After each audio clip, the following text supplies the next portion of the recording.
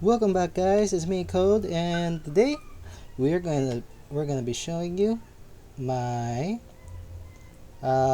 epic maze.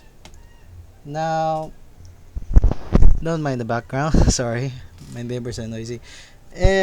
Now, what's the main difference of this maze is what makes it epic is that there are four entrance points that looks so similar alike, in which that when you enter, you would you'll actually walk into one of these, but you won't enter the same place a second time.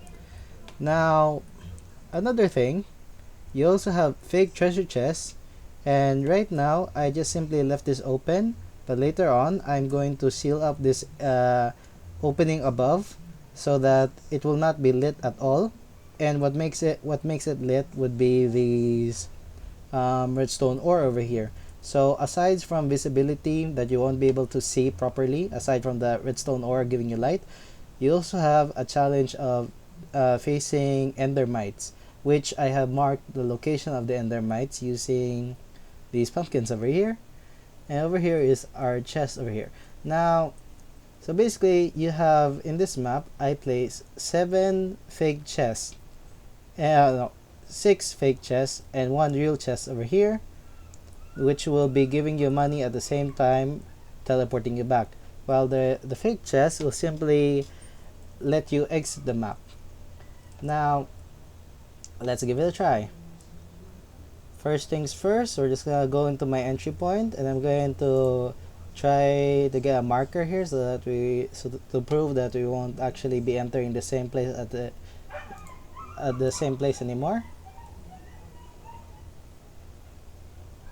Oh, but we should probably do this first.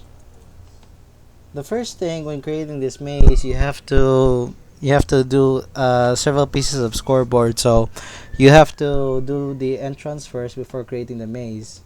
Or what I mean by entrances is basically the entrance points for your maze. You're gonna be using a lot of scoreboard for that. First, you're gonna be using something like this: scoreboard objectives, add maze, and dummy. We're gonna be using a dummy objective because each time you'll be entering, it will increment to 1, but every time it reaches like a certain amount, like let's say you have 5 entrances. So basically, you'll be incremented 5 times, and at the 5th time that you have been incremented, it will revert back to 0. So let's create this. Maze has been created, and now we're able to try it out already. Okay, upon entry, I am being set to game mode survival. This is when you're the main reason for not survival, game mode adventure. The reason is you can't break blocks in adventure, and another thing would be, sorry about that. Another thing would be if you're playing on a Minecraft server, majority of the times your game mode inventories are separate. But for now, my game mode inventories in the server I'm playing right now is not separate, so I will be losing items in this place. So for now, let's just mark it. We teleported in from here, so to prove that we really came from this entry, we mark it there. There's no one else but me here. Okay, I'm being teleported back to the spawn.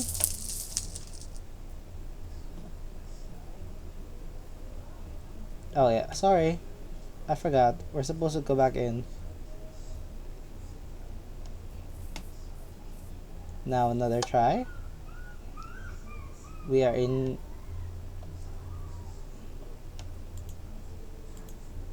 We are in another area again.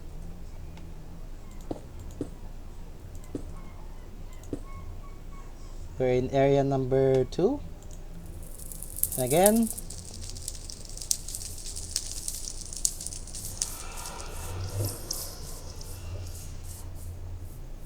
we have entered area number 2. And one more try. GMC.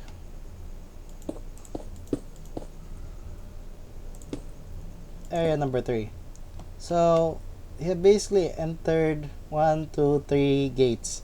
We have not we have not entered the same gate the same a second time. So this is the mechanics of it. Basically, it makes the players hard. It makes players it gives the players a hard time to come to get hold of the map properly, the area locations of the map.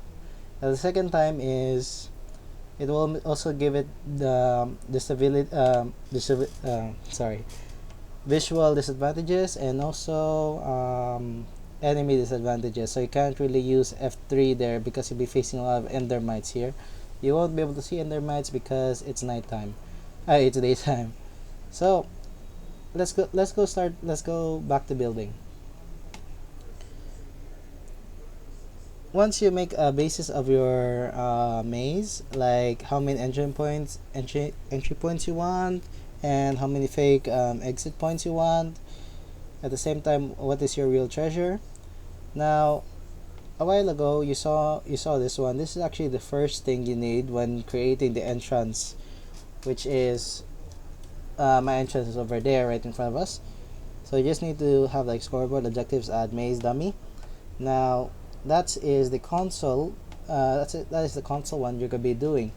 Now another thing would be on your first command block we would need scoreboard, players, add at p maze 1. So it will increment your score to 1. Now the next thing would be scoreboard, players, remove at p minimum would be 5. So basically every time it will reset the number for any player who has a scoreboard number of 5. Now here's the next thing. You have to have game mode adventure so that you have a separate inventory at the same time for servers that have separate inventories. At the same time, it will make it so that players won't be able to break stuff, especially if your servers are vanilla servers. You don't have any world edit or world guard, which is a necessity.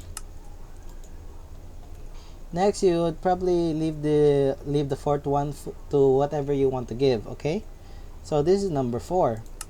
Upon number 5, you have to do like you're going to be tipping the first gate. So score 0, that would be gate 1. Now R is radius, so basically the radius on how far is the player from the command block here.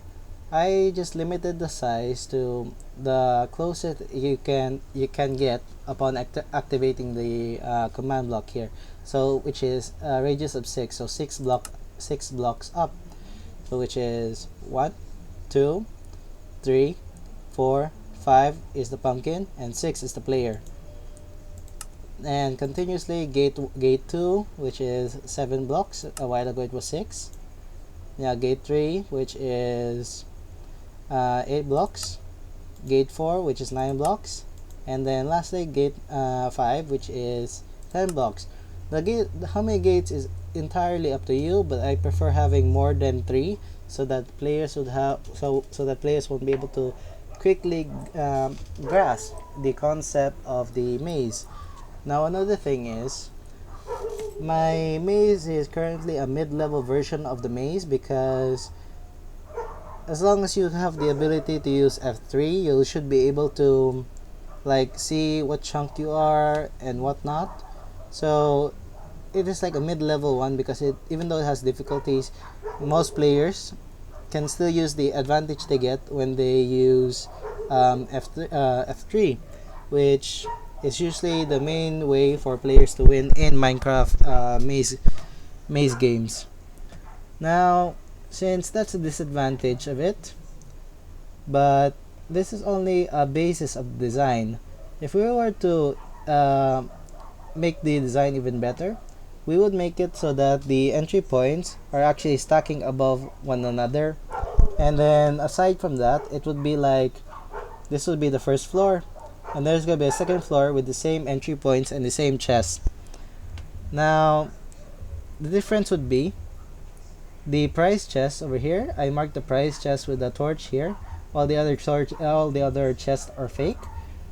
This one would be placed at different locations. So basically, you just need to copy this Place it a little bit higher, but make sure the reward chest, is on a different location.